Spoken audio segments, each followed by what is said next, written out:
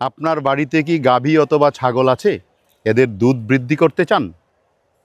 যাই হোক, মূল বিষয়ে যাওয়ার আগে কিভাবে দুধ বৃদ্ধি করবেন এবং কোন গাছের সিডপট দিয়ে দুধ বৃদ্ধি করবেন সেই বিষয় নিয়ে আলোচনা করি এবং সেই গাছের একটা পরিচিতি দিয়ে নিই।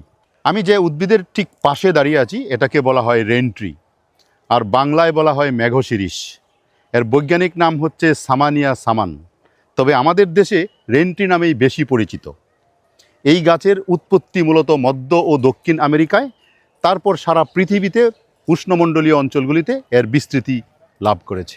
এই যে উদ্ভিদটা দেখতে পাচ্ছেন, এটা ফেবাসি গোত্রভুক্ত একটি উদ্ভিদ।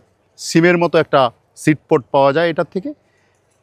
এই সিডপট নিয়েই অনেকের অনেক আগ্রহ আছে, বিশেষ করে গবাদি পশুর খাদ্য হিসাবে। এই যে সিডপট দেখতে পাচ্ছেন, এটা হচ্ছে রেন ট্রির সিডপট, যার খোসা মিষ্টি এবং ভিতরের পাল্পটা মিষ্টি এবং পুষ্টিকর। এতে থাকে প্রাকৃতিক চিনি, অল্প পরিমাণে প্রোটিন, ফাইবার ও কিছু খনিজ পদার্থ। গবাদি পশুকে খাওয়ালে কি সত্যিই দুধ বৃদ্ধি পায়? উত্তরটা হলো হ্যাঁ, দুধ বৃদ্ধি পায়। তবে সরাসরি দুধ বাড়ানোর জন্য এটা ঔষধ নয়, এটা মনে রাখবেন। কিভাবে দুধ বৃদ্ধি পায়? এর যে মিষ্টি অংশ থাকে এটা শক্তির ভালো উৎস। গরুর শরীরে এনার্জি সাপ্লাই বৃদ্ধি করে দেয়। এতে কিছু প্রোটিন ও খনিজ পদার্থ আছে, পুষ্টির ঘাটতি পূরণে সাহায্য করে। ফলে গরু অথবা ছাগলকে খাওয়ালে দুধ বৃদ্ধি পায়।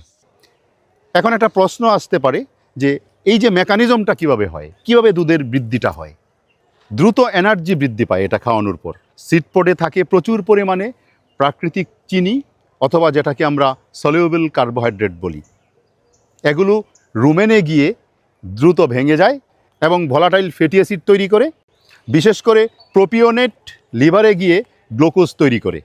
এই গ্লুকোজ দুধের ল্যাকটোজ তৈরির জন্য খুবই প্রয়োজনীয়। ল্যাকটোজ যত বেশি হবে, দুধের পরিমাণও তত বৃদ্ধি পাবে। এভাবেই সাধারণত এই যে রেন ট্রির সিডপট খাওয়ালে গবাদি পশুর দুধ বৃদ্ধি পায়। এটা মানুষের জন্যও এডিবল, আপনি চাইলে খেতে পারেন। মিষ্টি স্বাদের, এর পাল্পটা বেশ মিষ্টি স্বাদের। তবে এডিবল বিধায় আপনি সবসময় এটা খাবেন, এটা কখনোই উচিত নয়। মিষ্টি স্বাদের হলেও এটা বেশি খাওয়া উচিত নয়। মানুষের জন্য এটা প্রকৃতপক্ষে খাবার নয়, যদিও এডিবল।